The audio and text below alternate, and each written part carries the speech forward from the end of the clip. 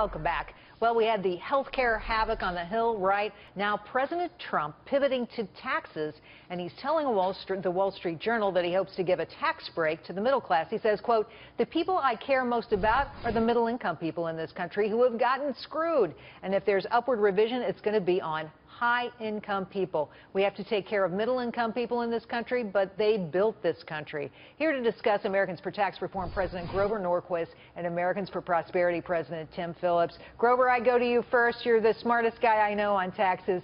You know, when you say you're going to raise taxes on people who may be the job creators out there, I think, what do you think? No, the president's not going to be raising taxes on anyone. He's said that for the last year. The House and the Senate are not going to be raising marginal rates. But that's what he just said. What he said was if anybody's rates are going up, it would only be rich people. He's focused on cutting taxes that create jobs for middle-class Americans, and that is the 15% rate for business income, both regular corporations and pass-throughs, subchapter S corporations. That is the powerful tax cut that will help middle-income people who don't have a job get a middle income. The number one thing we have to do is people who don't have jobs, get jobs for them, create job opportunities.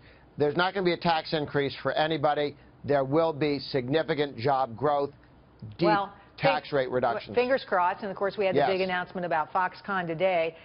Tim, to you, I know you keep your fingers on the pulse of these issues with taxes. I want you to hear, we pressed the White House today on this idea of higher taxes for high-income people. How much higher? Listen to this.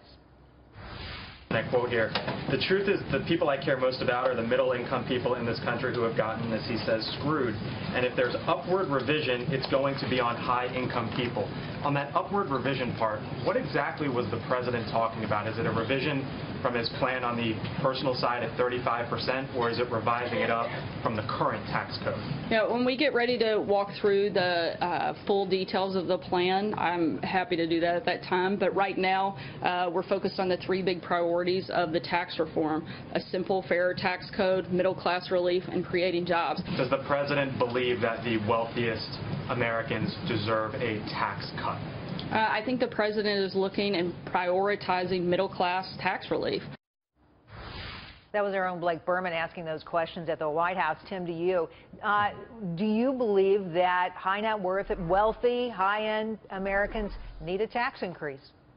No, absolutely not. And the blueprint the Trump administration laid out back in the spring, they've been consistent on this all the way through, is a good plan. It simplifies the code. It cuts from 7 brackets to 3, the individual rates, which will simplify things for folks. It starts to unrig the economy by simplifying the code, by getting rid of a lot of the carve-outs and deductions. It also is a good corporate cut. It's a good blueprint. We're supportive of it. And we believe the blueprint the president laid out back in the spring, that Secretary Mnuchin and others have been consistent on, is a good one that will get this economy going again at 3% and 4% growth that we have to have. We don't think there's going to be a tax increase. It'll be tax cuts. That's what they've talked about all the way through. Well, it is what they've talked about all the way through. And Grover, we were expecting some kind of announcement from sort of the Gang of Six, the folks who would be crafting the points of tax reform, the big broad brush picture. They were supposed to put something out tonight. We haven't heard anything. Is that bad news? Does that mean that they're not coming to agreement? No, it means they're focusing. You have to decide how much you want lower rates and how much you want permanence. And those two are a little bit in conflict. You can have a more dramatic drop in marginal tax rates. You can go towards full expensing for a longer period of time. But then that may mean you don't end up with a permanent tax cut because it's not paid for. I certainly side with those people in the White House who are arguing for going for dramatic pro-growth policies that may last 10 or 15 years, but not be, quote-unquote, permanent. I think if you have sound policy, people will recognize it, and they will make permanent that which worked.